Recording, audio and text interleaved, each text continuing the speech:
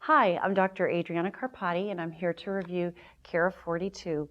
Kera-42 is one of my favorite products. It helps to really effectively soften corns and calluses in the rough areas on the bottoms of your feet. And the way that it does this is with the use of an enzyme. So what an enzyme does is it helps the cream to penetrate by opening up the pores of your skin a little bit better.